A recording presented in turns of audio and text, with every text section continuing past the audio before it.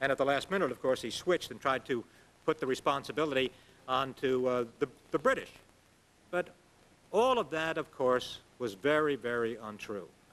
And the circumstances that we're confronting, I think, have to be dealt with. And I think the responsibility of this committee needs to focus on all of those elements, to examine them carefully and to see the way in which this administration has behaved, the dangerous set of issues that we need to confront as a result of that behavior, and to engage in actions that are going to try to ensure that the basic democratic principles of our country are not going to be undermined, that they're going to be protected and strengthened with regard to future presidents and future Congresses.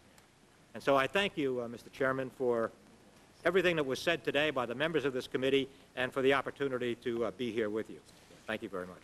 There was a study recently gauging the public's awareness of and impression of something else that's even more important than political polls, and that is the privacy trust rankings of U.S. government agencies, which is put out annually by the nonpartisan Ponemon Institute.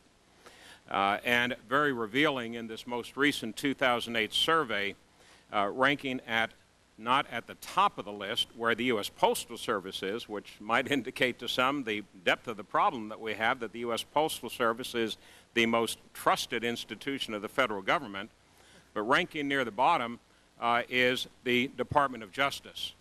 Nearly 4 times as many Americans would sooner place their trust in the U.S. Postal Service than the U.S. Department of Justice. That should concern all of us as Americans, and certainly all members of the Judiciary Committee, certainly regardless of which side of the aisle they sit on. And I think points to the very valid reason for the Chair convening this hearing today, which hopefully will be the first of many inquiring into and following on the earlier work of this committee to get to the bottom of what appear to be certainly problematic uses of executive power that do great detriment, great harm to the fundamental institutions of our government, namely checks and balances and separation of powers. One does not need to impugn the reputation or the motives of any one president, whether the current president or any other president, to recognize the validity and importance of the matters before this committee. As one of America's greatest jurists, Justice Louis Brandeis, said many years ago, and I quote, "The greatest dangers to liberty lurk in the insidious encroachment by men of zeal, well-meaning, but without understanding." It is up to this committee to provide that understanding, to point out to the American people those instances, of which there are legion with the current administration, in which, to be most charitable, that understanding of the institution of liberty is sorely lacking.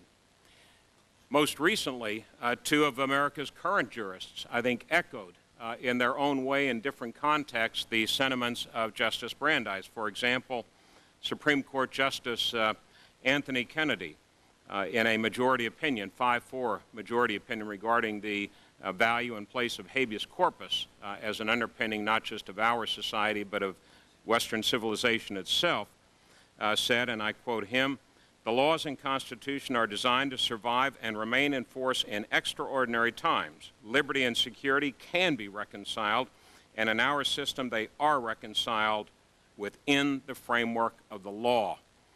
And another of America's current jurists appointed by President Reagan to the D.C. court, "You can fight the war," quote, "you can fight the war on terrorism and lose everything if you have no civil liberties left when you get through fighting the war."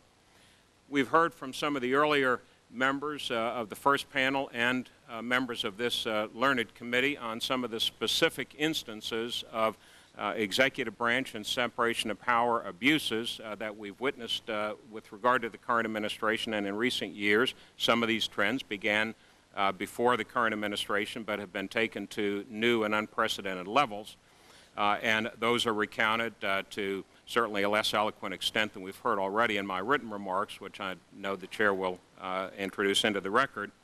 But there are a number of specifics that I think need to be mentioned. We've heard reference to